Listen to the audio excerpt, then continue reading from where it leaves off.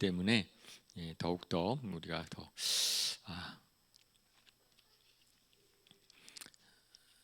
하나님의 말씀을 더 실감하면서 볼 수 있을 것 같습니다. 우리가 지난주에 이제 에스겔서를 봤습니다. 에스겔서에서 하나님께서 열방에 대한 이제 심판 얘기하셨고, 열방에 대한 심판 이후에는 이제는 이스라엘의 회복을 얘기를 하셨어요. 그래서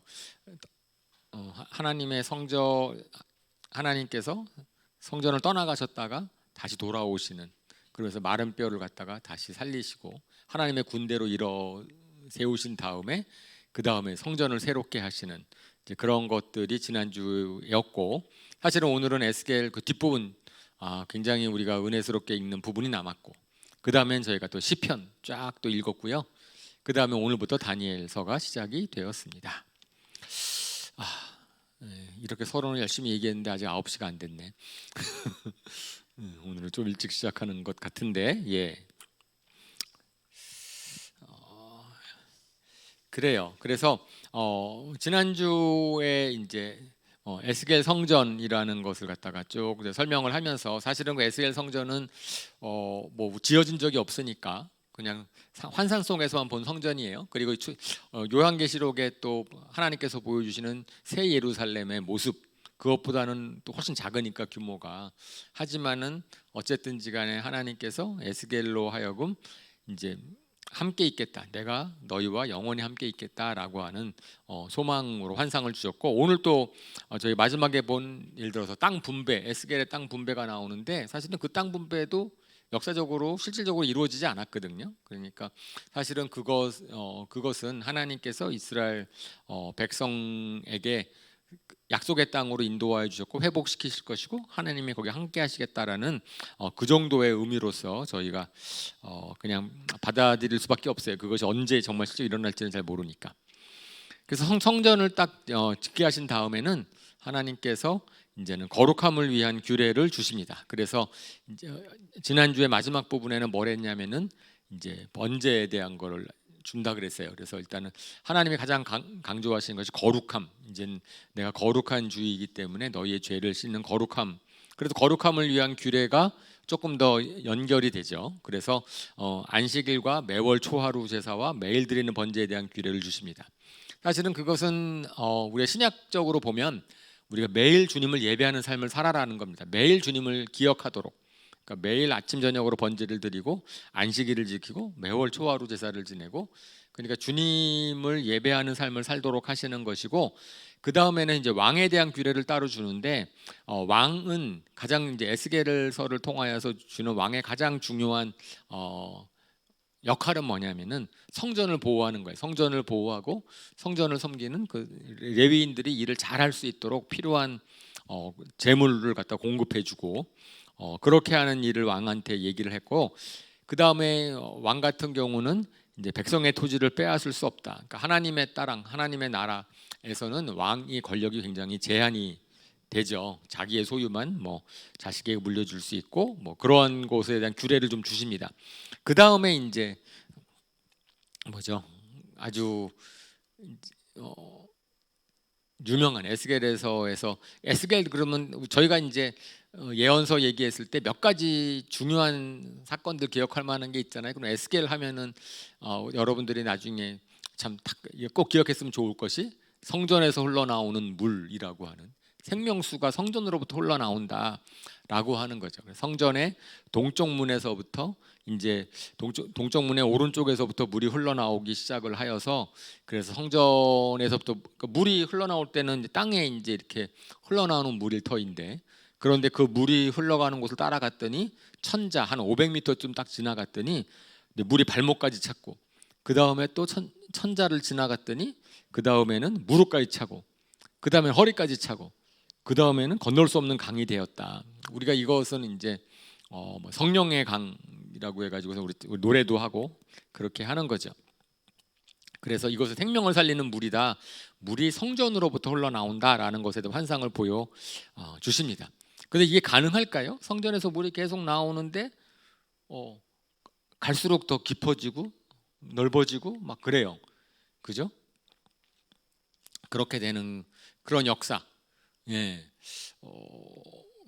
실질적으로 우리가 산에서도 이렇게 맨 산꼭대기 올라가서 물줄기가 쭉 나오면은 좀 미흡해 보이는데 나중에 가면은 개천이 되고 강이 되고 막 이렇게 되는 거잖아요. 그러니까 뭔가 계속해서 흘러나오면, 그죠? 그럼 흘러나온 곳이 갈 데가 없으면 계속 쌓일 거 아니에요. 그죠? 다시 돌아가지 않는 이상. 그러니까 하나님의 나라 성령의 역사는 점점 증폭이 되어 있고 그다음에 계속 만들어지면, 그러면 그것들은 세상에 계속 영향력을 끼칠 거니까 뭐 수학적으로 표현하면은 이렇게 어쨌든 계속 증가하면 무한대까지 갑니다. 조금 아무리 작은 거라도 끊임없이 계속해서 나오면 그 나머지 그걸 적분을 하면은 계속 이제 무한대로 커지니까. 예. 어쨌든 그 성령의 역사가 그런 것을 보여주시는 거예요. 하나님의 나라에서 성령의 역사가 시작이 되면 결국은 그것은 생명을 살리는 영향력이 있기 때문에 점점 확대될 것이다. 그러면서 강물이 흘러가는 모든 곳에 생물이 번성하게 살게 될 것이고, 그 다음에 사해도 깨끗하게 고쳐질 것이고, 강가 양쪽 나무에는 과일나무가 열리고, 그래서 과일은 먹게 되고 잎사귀는 치료에 약재로 쓰이게 되고, 이제 이런 것에 대한 말씀을 이제 주시죠. 저는 이것이, 그래서 제가 계속 강조를 몇 번 했지만 에레미야랑 에스겔, 그러니까 구약의 이제 이스라엘 나라가 망한 다음에 하나님께서 이제 선지 예언자들을 통해서 보여주는 역사는 신약의 역사예요. 성령의 역사를 얘기하는 것, 이거는 그거 말고 설명이 우리는 다 알잖아요. 이미 성령의 이제 임재를 경험을 하고 성령이 강림을 안, 우리들은 이 말씀을 봤을 때, 야, 이거는 성령의 역사다라고 얘기를 할 터인데, 만약에 그런 신약 성경을 모르고 구약만 가지고선 이거를 보면 어떻게 해석할까요? 그죠? 그럼 이 물은 어떤 물이고, 근데 우리는 이제 신약의 성경 말씀을 아니까, 그래서 예수님이 이제 생명수, 생수의 근원이고, 예수님께서 말씀하실 때 그것은 성령이라고 얘기를 해주셨거든요. 나를 믿는 자는 그에 비해서 생수가 흘러넘칠 것이고 그것은 성령을 가르쳐 한 말이다라고 얘기를 하셨으니까, 이제 그것은 성령의 역사라는 것을 우리는 알죠. 그리고 우리가 그것을 보면서 참 은혜를 받죠. 그런데 사해의 진펄과 개펄은 소금에 절여 있을 것이다라고 얘기를 하였는데, 그건 어떤 곳이냐면, 예를 들어서 물이 넘쳐서, 그러니까 물이 흘러나오는데 한번 넘쳐가지고 언덕을 넘어서 딱 갔는데 거기에 물이 계속 공급이 되지 않으면, 그러면 거기에는 이제 물이 증발하고 나면 그럼 소금기만 남으니까 진펄과 못 쓰는 곳이 되거든요. 결국은 생수는 계속 들어와야 깨끗해지는 거예요. 계속 들어와야지 깨끗해지는 것이지, 잠깐 경험을 했다가도 딱 이제 공급이 끊겨버리면 그러면 거기는 또 쓸모없는 땅이 되어 버릴 수 있으니까. 그래서 성령의 역사 가운데 있어서도 그런 사람들도 있고 그렇게 영향을 살아나지 못하는 곳도 있다 라고 이야기를 생각할 수 있습니다. 그러니까 이게 모든 것을 살리는 역사 가운데서 생명의 강이 흘러가서 거기 살리는 역사 가운데 동참하지 않고, 근데 그거를 공급받지 않으면, 그러면 그 가운데서도 안타까운 땅, 못 쓰는 땅이 남아 있을 것이다. 뭐라고 그냥 이해하시면 되겠습니다. 그래서 에스겔서에서는 우리가 이제 마른 뼈가 딱 맞춰져 가지고 생기가 불어넣어서 하나님의 군대로 나오는, 거기도 생기죠. 생기가 들어갔을 때 하나님의 군대로 살아나는 것과, 그 다음에 이제 물이 들어와서 살리는 그런 생명의 역사, 그 생명의 역사에 대해서 하나님께서 에스겔을 통해서 그 바벨로니아에 있는 포로들 있던 이스라엘 백성들에게 알려 주십니다. 그 다음에는 새로운 땅에 대한 분배 사건이 나와요. 새로운 땅에 대한 분배에 대해서는 우리 그 다음 슬라이드 먼저 볼까요? 있지만 이게 그림으로만 제가 그냥 따온 거죠. 따왔을 때 그 이전에 여호수아 때랑은 굉장히 좀 다르게 땅이 분배되어 있는 것을 볼 수 있습니다. 그래서 그냥 딱 뭐죠? 이렇게 띠 모양으로 이부터 쭉쭉쭉 되어 있고, 그 다음에 지난주에 제가 이제 성소가 있는 곳은 이미 좀 설명을 드렸었는데, 성소에 뭐 레위인, 제사장, 그 다음에 왕은 옆에 땅이 있고 뭐 이런 것들이 있는데, 그 위에 7개 지파, 그 밑에 5개 지파의 땅이 배분하는 모양으로 나와 있어요. 저거 설명이 쭉 나와 있는데 사실은 저렇게 배분된 것이 실질적으로 일어나지 않았기 때문에 사실은 저희가 저거를 나중에 혈수 일어날 것이다라고 에스겔 성전과 마찬가지로 일어날 것이라고 우리가 이해하진 않아요. 저거 정말 저렇게 될 것이다라고 이해하지는 않지만 그 가운데서 저런 땅을 분배하는 것에 대한 원칙. 그래서 그 다음 슬라이드로 보면 여호수아 때는 다른 방식으로 분배가 되는데 거기에는 모든 지파가 같은 넓이. 그 전에는 이제 인구 수대로 배분했는데 이번에는 모든 지파가 거의 같은 이제 수준으로 배분이 되고 외국인과 거류민에게도 분배가 되고 요단강 동쪽은 포함되지 않고 뭐 이런 식으로 이제 분배가 되는 것을 알 수 있는데 특별히 외국인과 거류민에게도 분배를 한다라는 것에 사람들이 어쨌든 하나님의 나라에 속해 있는 그런 모든 사람들에게 하나님께서 이제 지경을 주신다. 그리고 이제 거기에 거룩한 성읍의 이름으로 여호와 샤마라고 주님이 거기에 계신다. 라는 이름을 줌으로써 에스겔서가 끝납니다. 그러니까 에스겔서에 있어서 뒷부분에 사실은 성소랑 땅 분배는 굉장히 길게 기록이 되어 있지만 그것이 우리에게 어떠한 나중에 어떤 식으로 실현될 것인지에 대해서는 잘 모르는 것 같아요. 잘 모르고 하지만 그것이 결국은 하나님의 나라에 우리가 이제 요한계시록에 보면은 다 시온에서 와서 예수님이 다스리신다고 하시는데 뭐 그때 어떤 식으로든지 간에 그걸 깨닫게 될지는 모르겠죠. 근데 잘 몰라요. 지금은 우리는 그러니까 그런 상황으로 미래에 대한 얘기로 우리가 여전히 남겨져 있으면 되겠습니다. 자, 이렇게 이제 에스겔을 공부한 다음에 또 이제 시편으로 쉬어갔는데 그 시편이 이제 끝났잖아요. 150편으로 끝났죠. 그리고 마지막에 이제 125편부터 제가 150편까지 쫙 봤는데 어떠셨어요? 이제 시편 이번에 읽으면서는 일단은 첫 번째 짧아서 좋았고 그다음에 거기에 우리에게 굉장히 위로가 되는 그러니까 실적으로 이번 주에 읽은 시편 가운데서는 우리가 기억하고 우리가 따로 보면 참 좋을 특별히 가정에 대한 얘기 많고 그래 하나님께서 이런 그러니까 하나님을 찬양하는 얘기. 그러니까 그 전까지는 좀 고난 가운데 도와달라고 외치는 거라든지 이제 그런 식의 자기 솔직한 심정을 토로하는 게 많았다면은 이번 주에 있는 시편은 참 많은 것이 하나님의 은혜에 대해서 감사하고 하나님의 성품을 찬양하는 시가 많아서 저는 뭐 개인적으로 좀 좋았습니다. 그리고 그래서 지난번에 시편을 읽었을 때 성전에 올라가는 시라고 해서 그런 부제가 붙은 시가 134편까지 이제 지속이 되는 거예요. 그래서 성전에 올라가는 순례자의 노래라고 하는 그런 부제가 붙어 있는 시 이제 그거 갖다가 이제 뭐 빨리빨리 이제 기억나는 대로 한 편씩을 보면은 주님의 125편 같은 경우는 주님을 의지하는 사람은 안전하다라는 거로 이야기를 하고 126편 같은 경우는 이제 하나님이 주시는 그러니까 우리가 포로에서 돌아올 때 우리가 정말 포로에서 돌아오는 것을 너무 기뻐하는 시인데 그 가운데서 우리가 아주 잘 기억하는 그러니까 아마 들어본 적이 있으시겠죠?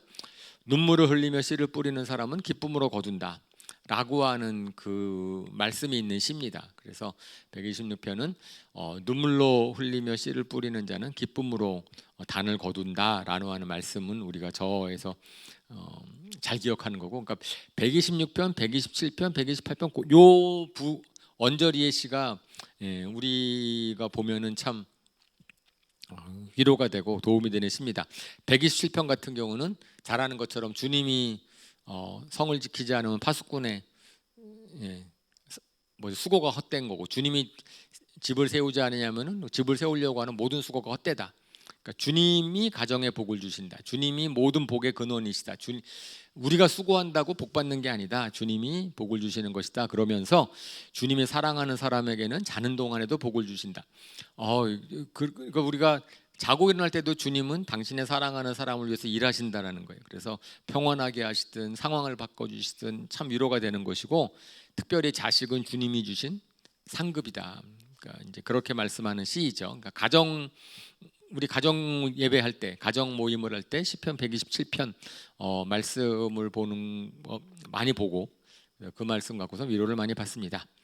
그 다음에 128편 같은 경우도 주님을 경외하는 자에게 하나님의 상을 주시는데 그 상의 내용이 제가 저번에 전도서 갖고 설교 말씀을 전했을 때랑 같은 내용이에요. 그것은 뭐냐니까 내 손으로 일한 만큼 먹으니 그것이 은혜고 복이다.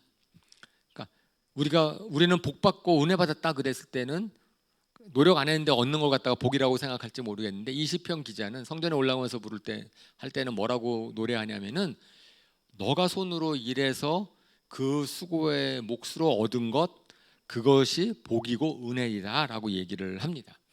그리고 이제 그런 복 받은 사람들, 그래서 주님을 경외하는 사람에게는 그런 자기가 수고한 만큼의 열매를 맺는 그런 복을 누릴 것이고 아울러서 하나님께서 가족과 집안에게 복을 주실 것이다. 내 자손이 잘 되고 너희가 평안이 없을 것이다. 주님을 경외하는 자에게 주시는 복을 노래하고 있습니다.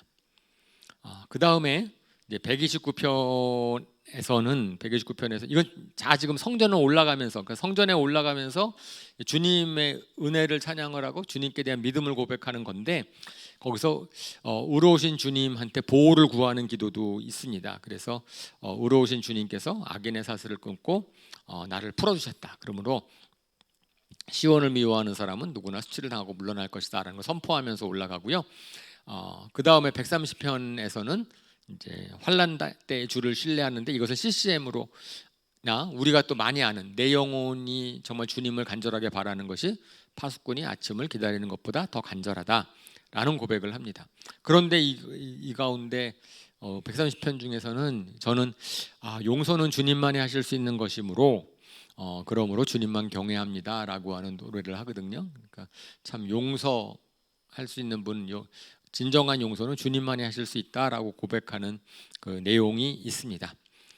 그 다음에 131편도 참 좋은 시예요. 그러니까 저는 이번에 짧지만 굉장히 이제 잘 기억도 하면 좋을 시들이 많이 있었어요. 131편 같은 경우는 이렇게 내가 젖된 아이가 엄마 품에 있는 것처럼 편안합니다라고 노래하는 시인데, 근데 그게 2절에 나와 있는데 1절에 뭐라고 되어 있냐면은 저는 교만한 마음을 버렸습니다 하면서 너무 큰 것, 분에 넘치는 놀라운 일을 바라지 않습니다. 그러고 났더니 난 내 영혼이 젖된 아이와 같이 평온합니다라고 얘기를 합니다. 자기가 큰 것 바라지 않고 분에 넘치는 것 바라지 않고 주님이 허락하시는 것만 제가 받겠습니다라고 하는 것, 그 겸손한 마음을 가졌더니 정말 하나님이 평강을 주신다 라고 하는 시를 131편의 노래를 하고 있고요. 그 다음에 132편에는 이제 이것은 다윗이 지은 시가 아니라 이스라엘 백성들이 다윗을 생각하면서 다윗이 얼마나 주님을 사모했는지 다윗에게 주신 그 언약이 이루어지기를 바라는 그런 시입니다. 그러면서 하나님께서 이곳은 내가 영원히 쉴 것이고 이곳을 내가 원하니 난 여기에 살겠다라고 하는 그러한 말씀을 그 말씀대로 이루어 주시기를 바라는 시입니다. 그 133편의 시도 우리가 잘 아는 시예요. 133편의 시도 그 얼마나 아름다운가, 형제자매가 어울려 사는 모습, 헐몬산에 이슬이 내리고 그러면서 주님께서 그곳에서 복을 약속하셨으니 그 복은 곧 영생이라. 3절밖에 굉장히 짧은 시인데 그러면서도 그 시도 이제 근데 이게 그리고 134편은 밤에 주님을 찬양하는 시인데 이걸 쫙 보시면 이게 성전에 올라가면서 부르는 시거든요. 노래거든요. 그래서 성전은 주님이 거시는 것이고 주님이 예비하시는 곳인데 그러니까 실질적으로 주님이 함께 하시면 그러면은 뭐죠? 그러니까 우리가 그런 복을 기대하는 거예요. 우리 가정이 복을 받고 내 마음이 평안하고 그 다음에 형제자매들이 잘 되고 그 다음에 이런 것들에 대해서 그걸 갖다가 바라면서 가는 거죠. 그러니까 성전에 올라가면서 우리가 예배에 나오면서 하나님을 예배하면서 실질적으로 우리 마음 속에서는 그런 소망이 있는가, 그런 희망이 있는가, 그런 기도가 있고 그런 간구가 있는가. 그러니까 주님을 예배함으로 말미암아서 나의 가정이 복을 받고 우리 공동체가 복을 받고 형제자매가 같이 잘 즐거워하고 근데 그것에 대한 내용들이 횡재하는 것이 아니고 그냥 그죠? 교만한 마음 버리지 않고 주님이 허락하시는 것, 주시는 것을 갖다가 감사해 받는데 그것이 정말 은혜고 복이고, 뭐 이런 노래를 하는 거죠. 저는 그것이 굉장히 건강하고 건전하고 우리가 주님을 예배하면서 바랄 그런 거겠지요. 그죠? 같이 어울려 사는 것.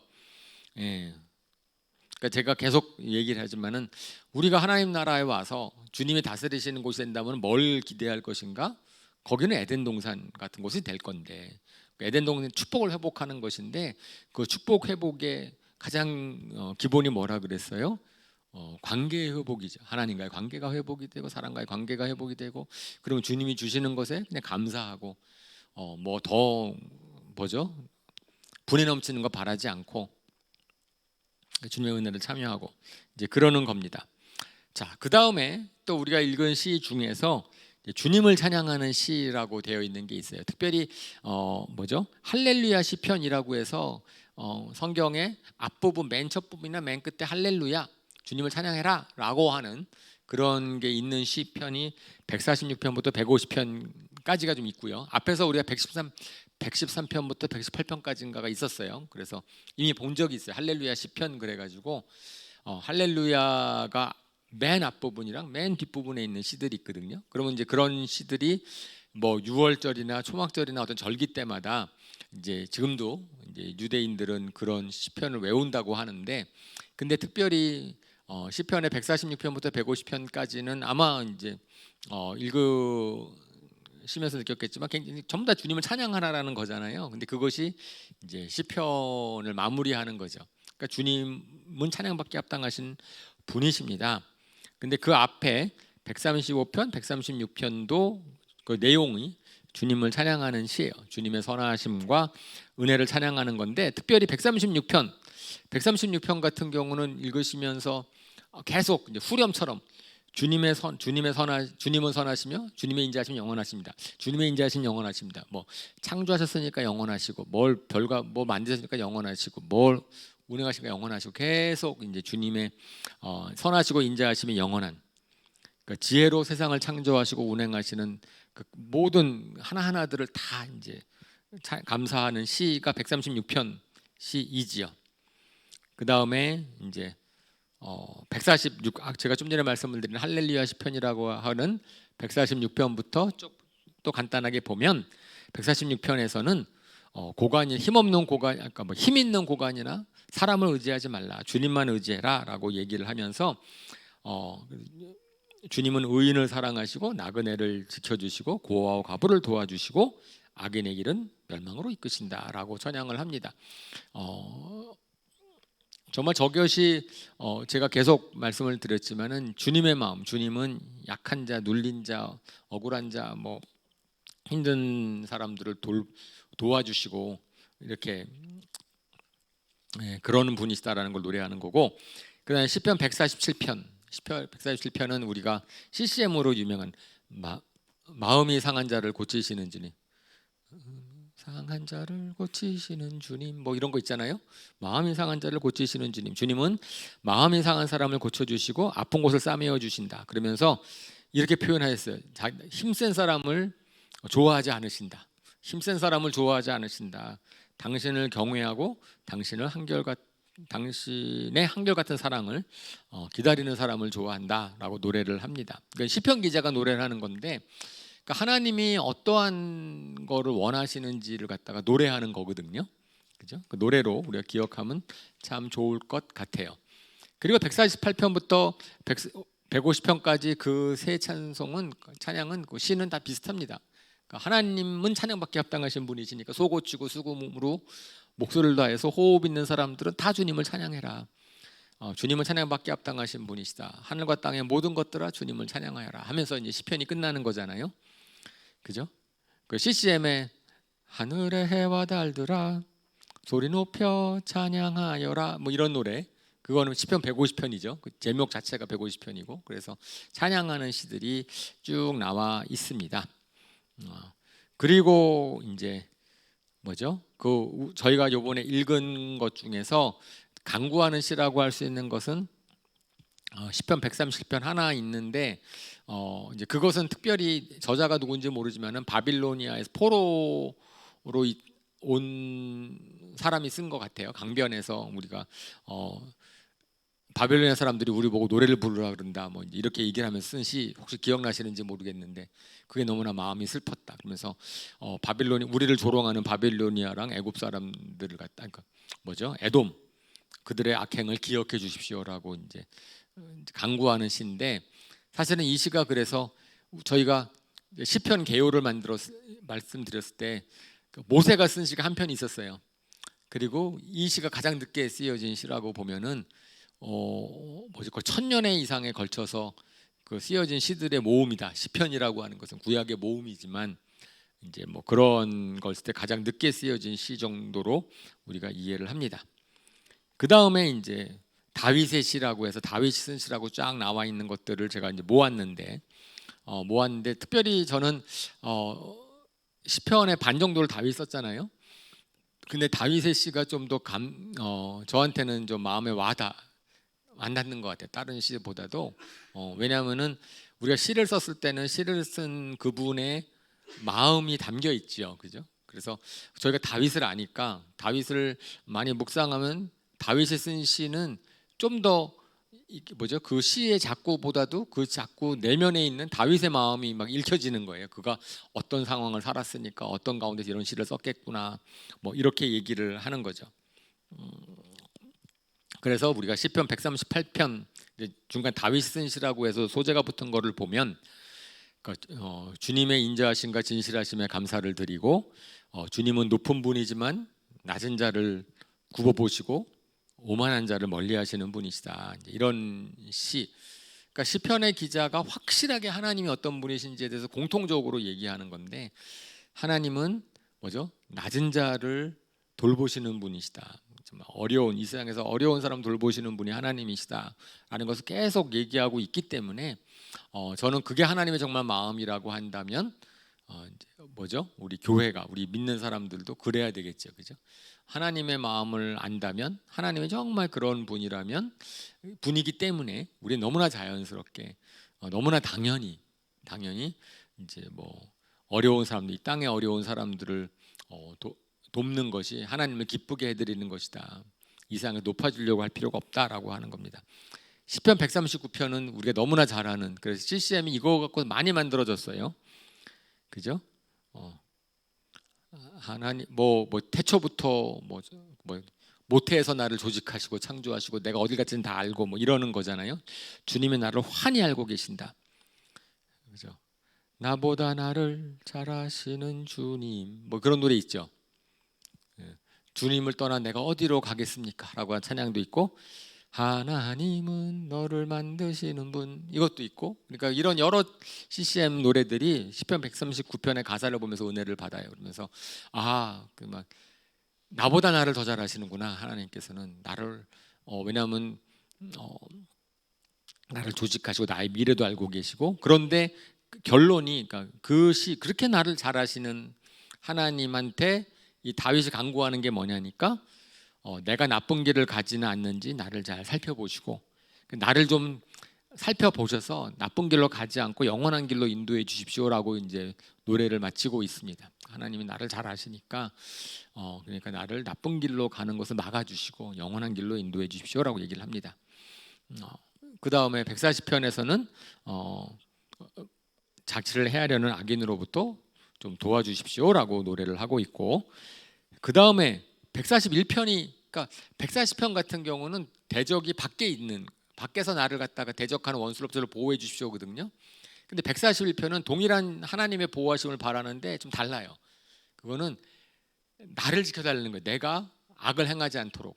그러니까 그래서 우리가 이런 기도 많이 하잖아요. 제 입에 파수꾼을 세우시고 사실은 제가 기억하는 게 저희 어머님이 저를 위해서 기도하시거나 이제 뭐 어머님의 기도를 교회를 잘 다니지 않았을 때도 항상 어머님이 그렇게 기도하셨던 거 기억나요.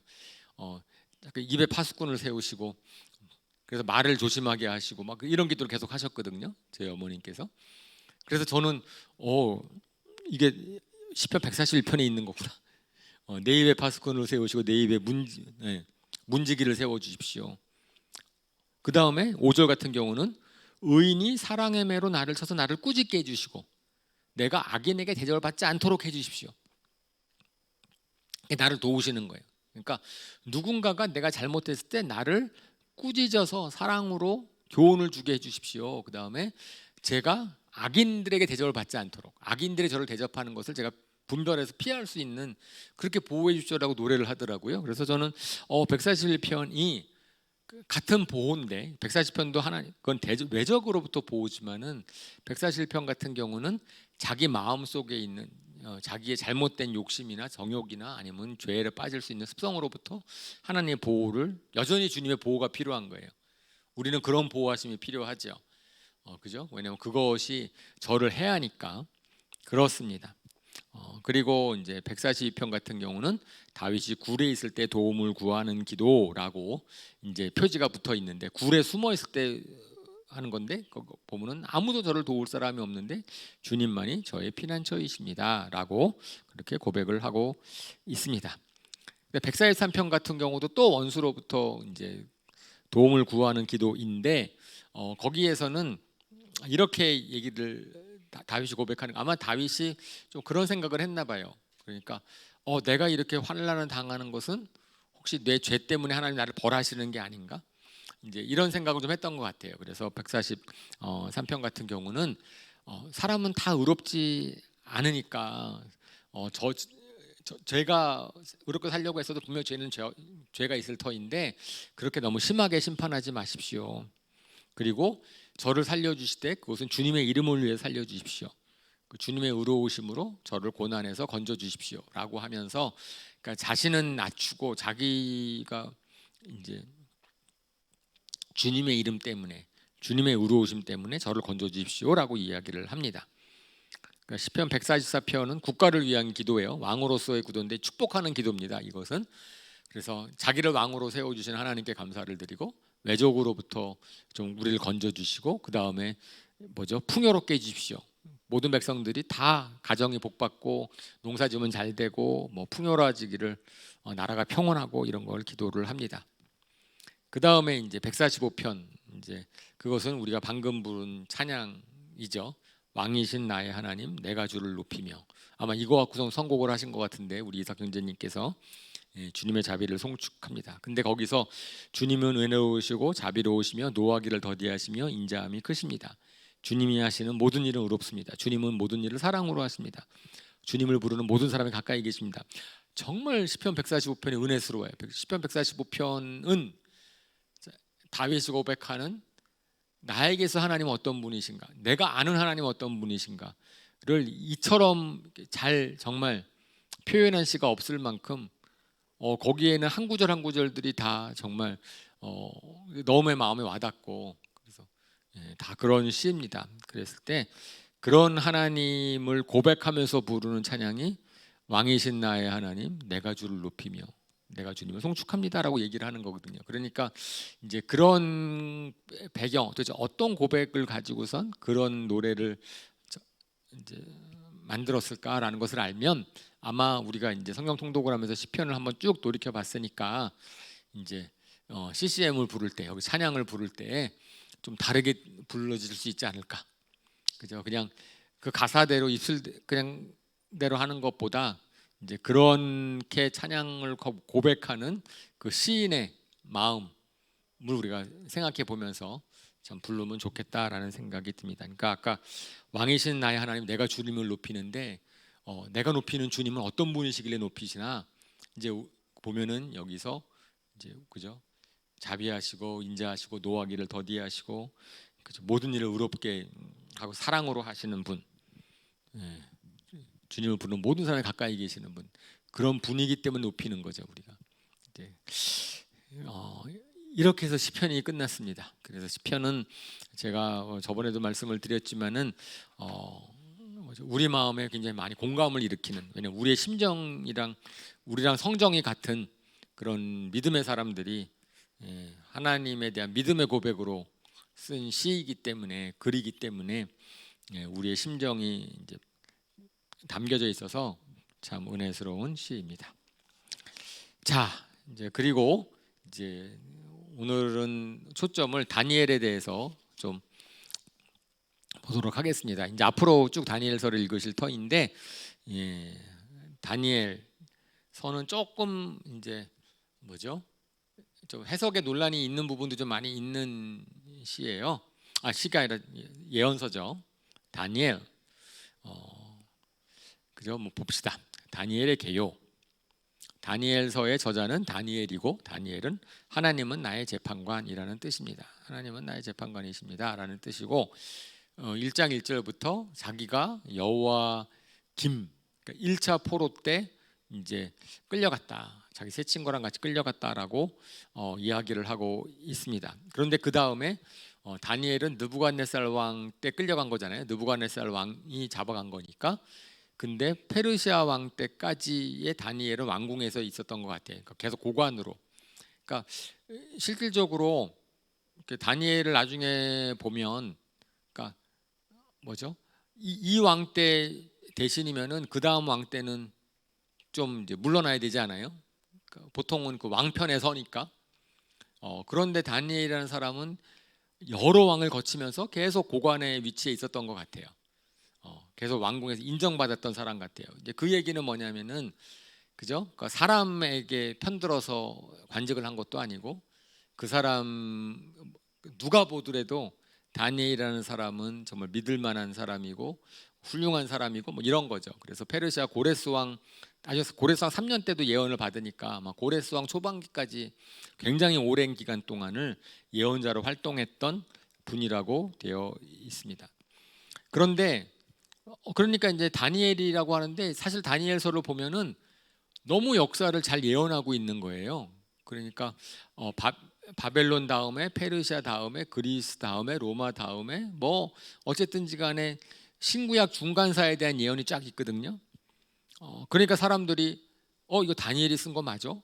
이제 이렇게 고민도 하고 그래서 어떤 사람들은 이제 신구약 중간사를 우리 저번에 고다혜 전도사님이 가르친 적이 있는데, 그거를 들으신 분은 아시겠지만, 여기 들으신 분이 계시죠? 좀 들으셔도 잊어버릴 수도 있고 어쨌든.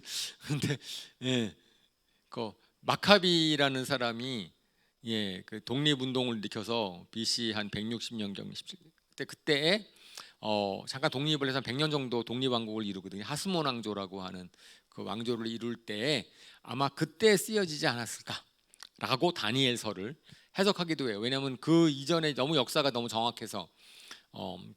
그런데 실질적으로 뭐죠? 다니엘서에 있는 예언을 예수님께서 다니엘이 예언한 바라고 해가지고 멸망에 가증한 것이 그 마태복음 24장 15절에 그 다니엘이 예언했다. 그러니까 실질적으로, 그러니까 쓰여지는 것은 그때 쓰여졌을지는 몰라도 예언은 다니엘이 한 거는 이제 다 우리가 의심할 이유가 없는 거고, 다니엘이 했다라고 자기가 얘기하고 있으니까.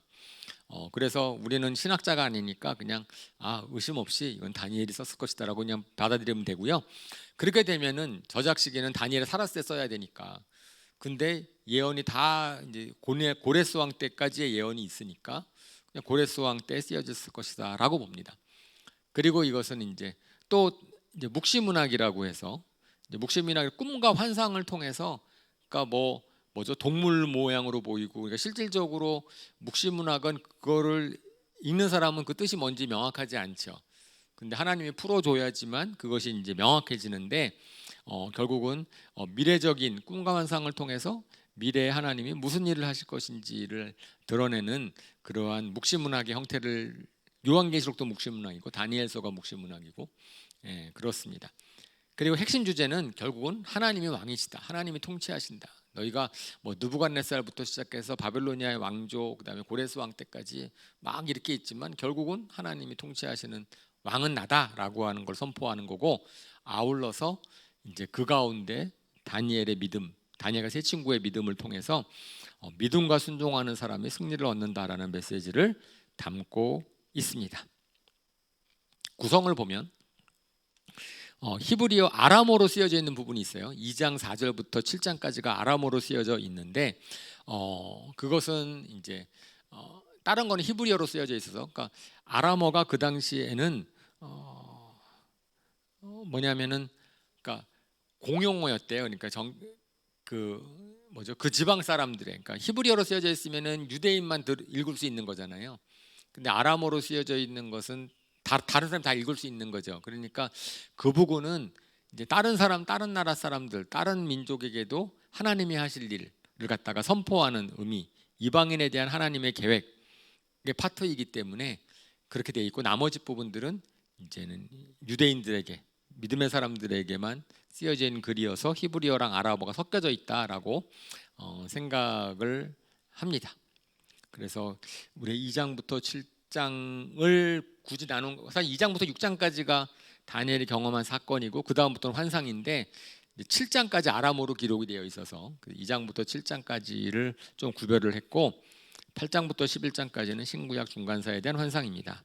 그리고 다니엘이 섬기는 왕들을 보면 느부갓네살 왕 BC 605년부터 고레스 왕 BC 530년도까지를 보면 39년 다른 보면 거의 한 몇 년이죠? 70년을 활동한 거예요. 다니엘이 10살 10대 뭐 10살 좀 넘어서 갖고 3년 동안 훈련 음식 먹고 했으니까 15살 뭐 하여튼 굉장히 젊었을 때부터 어쨌든 다니엘이 끌려갔으니까 다니엘을 한 뭐 80, 90, 8, 90세까지 이제 사셨던 분인데 그 수십 년 동안을 결국은 이제 인정받았던 예언자로서, 근데 그 왕으로서 귀족으로 인정받았던 사람이고요. 그 느부갓네살 왕 에월무로닥 이제 이름들은 뭐 우리가 당연히 기억할 이유는 없겠지만은 그 중에서 이제 성경에 나와 있는 사람들은 느부갓네살, 그다음에 벨사살, 다리우스, 고레스 이런 사람들의 이름이 나오거든요. 다니엘서에 나오는데 그 순서를 제가 적어놓은 거예요. 그래서 뭐 네르살 사레셀이나 라바시말둑, 뭐 나보니두스 뭐 이런 왕들이 있었대요. 그 바벨론 역사에 보면은. 근데 이 사람들이 이름 안 나오니까, 그리고 되게 굉장히 짧게 지나가는 왕이거든요. 그리고 바벨론 같은 경우는 벨사살 왕 때 망합니다. 벨사살 때 마지막 바벨로니아의 마지막 왕이 벨사살 왕인데 그때 이제 예언을 받고, 다리우스라는 메대의 왕인데 다리우스 때 또 다니엘이 예언을 받고 고레스 때 예언을 받아요. 그리고 다니엘이 사자굴에 들어가는 사건이 6장에 나오는데 그것은 이제 다리우스 왕 때거든요. 그러니까 바벨론 시대가 아니에요. 약간 시간이 왔다 갔다 해요. 그래서 다니엘서는, 그러니까 우리 예레미야도 그렇고 이사야도 그렇고 시간이 왔다 갔다 좀 했거든요. 예언할 때. 에스겔은 좀 순차적으로 갔지만 다니엘도 이 기록이 좀 순서가 뒤바뀌어 있어서, 그래서 저것 갖고선 사람들이 이제 논쟁을 많이 해요. 이게 이 순서대로 가면은 이제 안 나오는 거예요. 다리우스가 먼저, 다니엘이 6장에 사자굴에 들어가는데 근데 그 뒤에 벨사살 왕이 나오거든요. 순서가 뒤바뀌었잖아요. 그러니까 이제 그거 갖고선 바빌로니아 때 다리우스라는 왕이 있었나? 기록에는 없거든요. 그러니까 다니엘서는 이거는 가짜다. 이거는 뭐죠? 믿을 수 없다. 뭐 이렇게 얘기할 수 있는데, 저희는 다른 서신서를 봤으니까 꼭 시대 순으로 적혀져 있지 않아도 문제 없는 거죠. 이미 예언서들은. 그래서 오히려 다니엘이 역사적으로 경험한 사건들을 앞에서 몰았다면, 그러면 6장에 이제 다니엘이 사자굴에 들어가는데 그때의 왕은 다리우스 왕. 그 왕은 근데 바빌로니아 왕이 아니야. 메대의 왕, 그 뒤에 있는 왕. 그다음에 고레스. 이제 이런 식으로 우리가 이해를 하시면 되겠습니다. 그러니까 다니엘은 이제 이렇게 나라가 바뀌고 통치자가 바뀌었는데도 불구하고 다니엘이라는 사람은 이제 계속 인정받는 거죠. 진짜죠, 그죠? 그러니까 하나님을 믿는 사람은 이렇게 누가 봐도 신뢰할 수 있고 믿을 만한 사람이 되어야 된다라는 것도 우리가 좀 생각해 볼 수 있습니다. 그리고 이제 다니엘서는 재밌는 사건들이 많이 있고 배울 게 많이 있어서 다니엘서 1장부터 3장까지 오늘 읽었지만은 1장을 먼저 보면, 1장을 보면은 다니엘이 왜 잡혀갔는가? 느부갓네살 왕이 이제 왕과 귀족의 후손들 중에서 똑똑한 젊은 친구들을 이제 자기들의 뭐죠? 바빌로니아 왕을 섬기는 그런 아이들로 만들려고 데려갔죠. 그렇게 되어 있고, 그래서 이제 해석하기로 미래의 지도자들을, 그러니까 미래의 그 나라의 지도자들을 바벨로니아 편을 만들고, 그러니까 우리가 친일, 그러니까 일본이 우리를 압제했을 때 일본 사람으로 만들려고 하는 것처럼, 그래서 일본 사람을 만들어서, 그러니까 완전히 이제 일본 사람이 우리나라를 다스리면은 좀 불만이 많지만, 이제 우리나라 사람이 우리나라를 다스리는데 그 사람이 일본 편에 서면은 그러면 더 좋을 거 아니에요. 그 다쪽 일본 저쪽 편에서는 뭐 그런 목적인 것 같아요.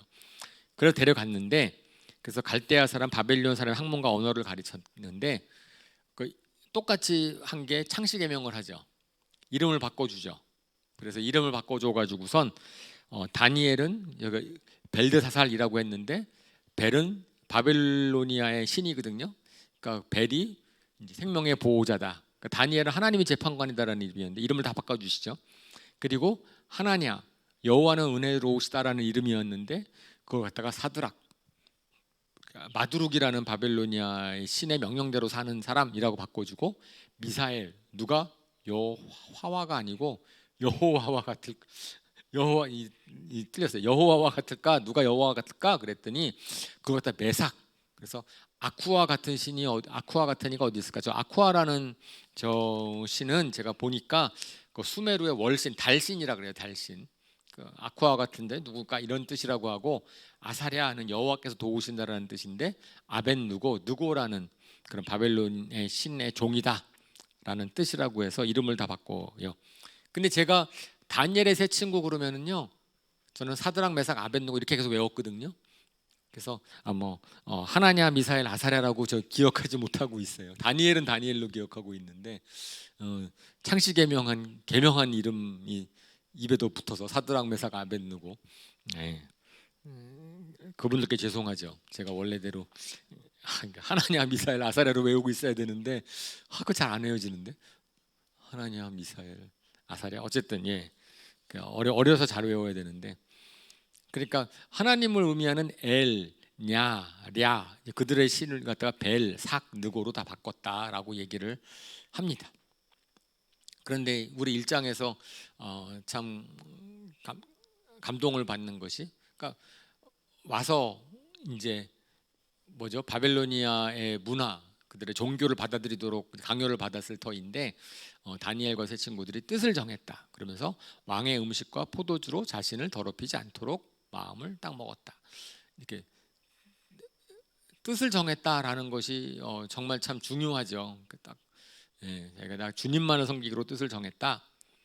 그러니까 마음의 결단이 얼마나 중요한가. 우리가 거대한 세상의 그런 바빌로니아 적군에게 끌려가서 엄청나게 큰 위협 가운데서도 이 다니엘과 이 세 친구들은 어떻게 그렇게 용감할 수 있을까? 어떻게 뜻을 정해서 나중에 보면 죽으면 죽으리라고 할 수 있었을까? 정말 그것이 참 믿음인 거죠. 그 믿음. 그랬는데 하나님이 환관장을 이제 마음을 움직이셨던 거죠. 환관장이 그런 다니엘과 세 친구들을 좋게 여긴 거잖아요. 그러니까 그들을 존중해 준 거죠. 우리가 마음 나쁜 환관장 만났으면은 그냥 강제적으로 했을 터인데, 너희 까불지 마 뭐 그러면서 포로인 주제 막 그랬을 텐데, 그러니까 하나님이 돕는 사람을 주셔서 환관장에게 은혜와 긍휼을 얻게 해주셨습니다. 하나님께 도와주셨고요. 그러니까 이런 주변 사람들도 도와주셨죠. 그래서 이제 10일 동안 시험을 해보십시오라고 도전을 하는 겁니다. 그러니까 우리 10일 동안 시험을 해보셨더니 얼굴이 좋아져가지고선 이제 사람들의 마음을 사고, 그러니까 우리가 믿음대로 한번 해볼 테니까 좀 우리를 기다려 주십시오. 우리를 한번 테스트해 보십시오. 이렇게 얘기를 하는 거죠. 그랬더니 정말 이제 됐더니, 그래서 하나님이 그 다음에 성경의 순서대로는, 그러니까 성경 순서대로는 그들이 뜻을 정했고 그래서 믿음을 지켰어요. 그랬더니 하나님이 그들에게 뭘 줬어요? 은사를 주셨어요. 은사를 주셔가지고선 그 지식의 은사를 주시고 문학과 학문에 능통하게 하셨고, 그 다음에 다니엘 같은 경우는 환상과 꿈을 해석하는 능력을 주셨다 라고 되어 있는 겁니다. 그러니까 원래부터 환상과 꿈을 막 해석하고 뭐 지혜가 충만하고 뭐 이렇게 된 사람으로 온 게 아니고, 그 성경의 기록에 의하면 하나님께 대해서 믿음을 지키고 이렇게 했더니, 물론 이제 뭐죠? 이렇게 아주 지혜로운 소년들, 똑똑한 사람들을 불러들였으니까 그러면 아주 뭐 벌벌 넘는 사람이라고 할 수는 없어요. 그러니까 꽤 어쨌든 이제 똑똑하다고 인정받는 아이들이었겠지만, 하지만은 거기에 그들이 믿음으로 주님 편에 섰을 때 하나님께서 그들에게 이제 은사를, 왜냐하면 이들을 갖다가 이제 세우시는 거죠. 바벨로니아 그 땅에서 이제 이들을 세워 주시는, 이게 굉장히 하나님께서 나중에 보면은, 그러니까 이 사건을 해석을 할 때 뭐죠? 그러니까 하나님의 의도가 있다. 하나님의 통치. 하나님은 이들을 통해서 바벨로니아 왕한테, 바벨론의 왕과 거기에 있는 내신들, 거기 귀족들한테 하나님 자신을 드러내고 싶으신 거예요. 하나님을 드러낼 사람으로 그들을 쓰시는 거거든요. 이제 그런 것들이 의도가 보이는 거죠. 이제 그래가지고 왕한테 인정을 받고, 그 다음에 모든 박수와 술객보다 그 당시에 있어서 세상적인 지혜를 가진 사람들보다 훨씬 더 뛰어난 사람으로 인정을 받습니다. 자, 그 다음에 2장에는 드디어 느부갓네살 왕의 꿈이 나타나는 거고요. 꿈을 잘 아시잖아요. 좀 느부갓네살이 말도 안 되는 걸 요구하잖아요. 내가 꿈을 꿨는데 꿈을 잊어버렸어. 나는 무슨 꿈 꿨는지도 기억이 안 나는데 그냥 괜히 마음이 답답하니까 내가 무슨 꿈을 꿨는지도 얘기하고 그 꿈의 내용도 얘기해라 라고 이제 요구를 하니까, 네, 바벨로니아에 있는 술객과 뭐 점장이들이 이거 우리 못합니다. 할 수 없는데 그러니까 이제 뭐죠? 이제 막 다 죽여라 이렇게 나오는 거잖아요. 그러니까 느부갓네살 왕은 굉장히 포악한 왕 같죠, 그죠? 이런 말도 안 되는 거 뭐 답 못한다고 죽이긴 왜 죽여? 죽일 이유가 사실은 없는데 죽이라라고 얘기를 하는데, 그런데 그들의 입으로부터 이제 고백하게 하는 거죠. 이건 신들이 아니면은, 우리 인간은 도저히 알 수 없는 겁니다. 왕의 요구는 신들이라면 몰라도 우리는 모릅니다라고 고백을 하는 거죠. 그러니까 이런 느부갓네살 왕의 포악한 것, 느부갓네살의 이런 상황들 가운데서 이제 하나님이 당신이 왕이다라는 것을 드러내시는 거죠. 그렇습니다. 그래서 다니엘이 자기도 죽게 생겼으니까, 그래서 친구들이랑 같이 그 얘기를 하고 기도 부탁하고 하나님께 구하는 거죠. 근데 다니엘이 굉장히 믿음이 있어요. 다니엘이 믿음이 있어서 우리가 하나님께 구하면 하나님이 알려주실 것이다.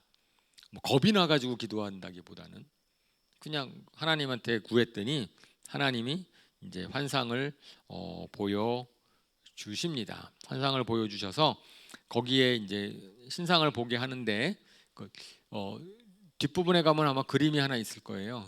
예. 이거는 제가 이제 구글을 통해서 찾다가 가장 뭐죠?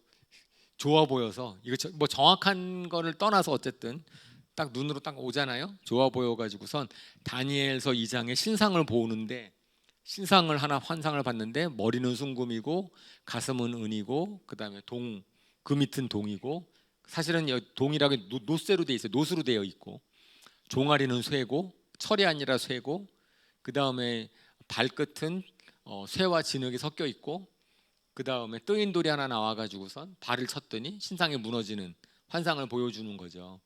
그래서 환상을 보여주는데 사실은 그것에 대한 해석이, 순금은 바빌로니아 느부갓네살 왕 당신을 얘기를 합니다.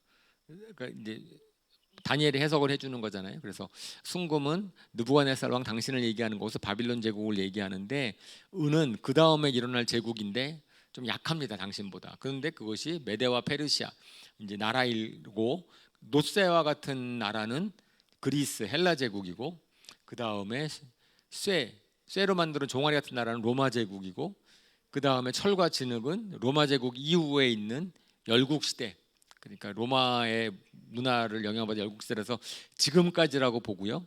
그 다음에 이제 뜨인 돌은 예수님이 이제 오셔가지고선 저 모든 나라들을 다 멸망시켜서 마지막에 그리스도의 왕국을 이룰 것이다라고 하는 바벨론 때부터 시작해서 마지막 때까지에 이르는 걸 갖다가 저 신상으로 다 보여주셨다. 그런데 이제 그것에 대해서 다니엘서 7장에도 다니엘서 8장에도 다니엘서 뒤에도 또 예언이 나오기 때문에 그것 갖다가 저 그림 전뭐 뒷부분은 제가 확인 안 했어요. 이 앞부분에 대해서는 일단은 그림을 보면은 좀 더 다가오니까 그래서 제가 저 그림을 찾아서 우리 뭐 교회에서 쓰는 거니까 문제 없 저작권에 문제 없 어쨌든 보고 다시 돌아가시죠. 네. 그래서 큰 신상에 대한 이제 해몽을 쫙 합니다. 그랬더니 어떻게 되죠? 느부갓네살 왕이 다니엘한테 절을 하는 거예요.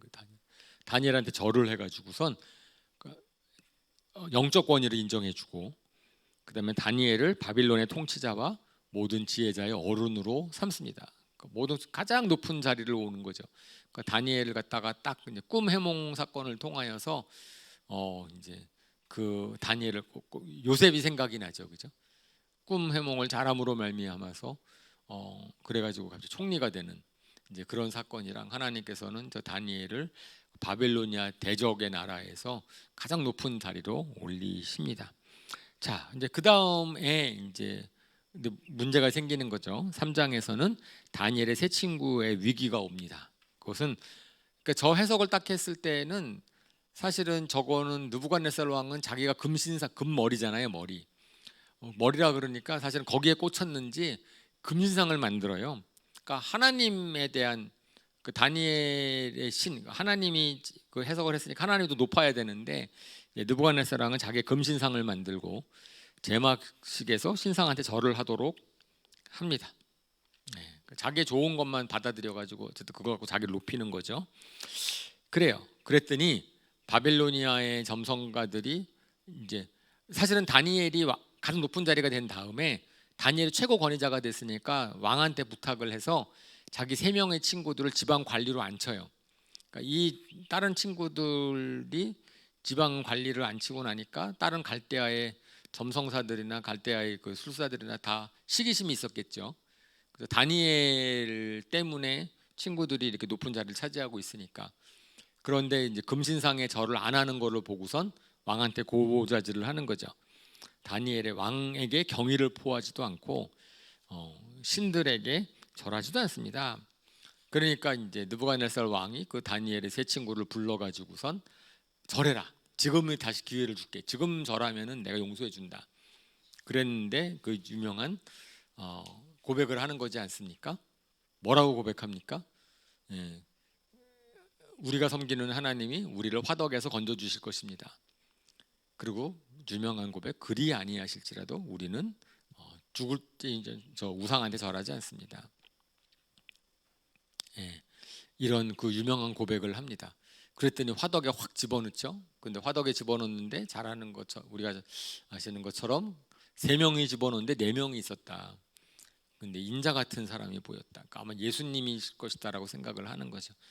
그러니까 화덕 속에 분명히 3명을 집어넣는데 한 명이 4명이 있는 것이고, 그랬을 때 저것이 이사야서 43장 2절에 이제 하나님께서 이스라엘에 대한 예언을 주시면서 불 속에 걸어가도 그을리지 않을 것이며 불꽃이 너를 태우지도 못할 것이다 라고 이제 보호를 약속하신 예언의 말씀이 있는데, 그것이 저 세 친구들에게 이루어졌다 라는 거죠. 뭐 정말 우리는 어떻게 됐는지 잘 모르지만은 세 친구가 화덕에서 이제 던져졌지만은 하나도 그을름 하나 없이 걸어 나옵니다. 그랬더니 느부갓네살 왕이 하나님을 찬양을 하는 거죠. 저들이 섬기는 하나님이 저들을 구원했으니까 저들이 믿는 하나님을 경홀히 여기지 말아라 라는 명령을 조서를 내리도록 합니다. 그죠? 그러니까 믿는 사람들이 그런 시험을 통해서 믿음으로 끝까지 이제 지켰을 때 사람들이 안 믿는 사람들이 결국은 하나님께 영광을 돌리게 된다라고 하는 거지요. 자기가 죽을 때 죽더라도 나는 우리 주님을 섬깁니다. 주님을 믿습니다. 그러니까 이 다니엘과 이제 다음에도 또 보겠지만은 이제 다니엘과 세 친구의 믿음 그런 것들이 우리한테 굉장히 도전이 되고, 그거는 우리가 에스겔서에도 말씀하셨지만 하나님이 인정한 노아와 욥과 다니엘이 있어도 그들 3명을 하나님 인정하는 사람들이죠. 우리가 다니엘 예언서는 다른 예언서랑 달리 그 예언의 내용을 다니엘과 아울러서 다니엘이라는 사람의 믿음을 통해서 우리가 많은 것을 또 생각해 보게 됩니다. 그러면서 어쩌면은 이제 바빌로니아는 신약 성경에 의하고 요한계시록까지 가면 바빌로니아는 세상 문화의 대표예요. 그러니까 세상 세력, 그러니까 하나님을 모르는 세상 세력의 대표 나라입니다. 그래서 요한계시록도 분명히 그 당시에 로마 시대이지만 바빌로니아라는 얘기를 계속 하고 있고, 그 바빌로니아 시대에서 우리 믿음의 사람들이 어떻게 해야 하나님의 영광을 돌릴 수 있을 것인가, 어떻게 승리할 것인가, 이제 그러한 거를 다니엘서를 보시면서 우리가 좀 더 생각해 보고 그런 믿음을 가졌으면 좋겠습니다. 네, 여기까지 오늘 하도록 하겠습니다. 우리 잠깐 눈을 감고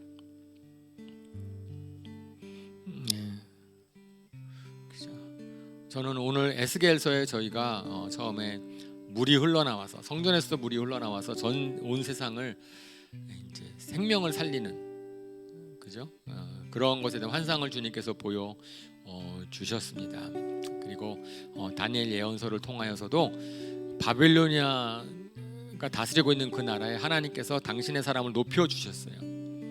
그죠? 높여 주셔서 하나님의 왕이신 것이고 통치하시는 분이신 것을 알려주셨고, 시편을 통해서도 그 하나님의 위대하심을, 하나님의 인자하심을 우리가 찬양하도록 하셨습니다. 그러므로 저희가 어쩌면은 지난 일주일 동안에는 우리의 그런 하나님이 하실 일, 그리고 그런 하나님을 찬양할 수 있었으면 좋겠습니다.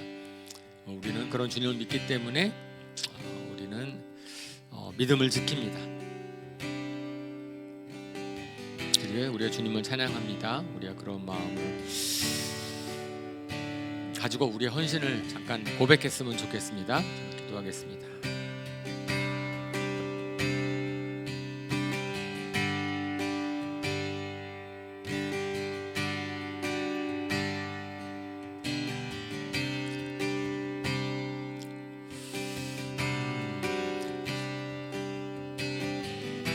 우리 그리 아니하실지라도 우리 찬양하고 기도하고 마치겠습니다. 그리 아니하실지라도 감사해요. 주님 뜻을 믿기 때문이죠.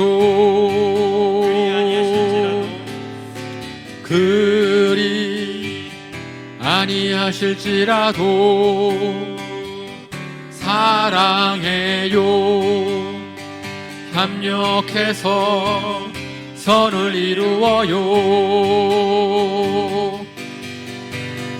언제나 나를 향한 신실한 사랑, 우리를 향한 그 크신 사랑, 우리가 함께 높이며 주를 찬양해. 할렐루야. 하나님께 영광. 다시 한번 그리 아니하실지라도, 그리 아니하실지라도 감사해요.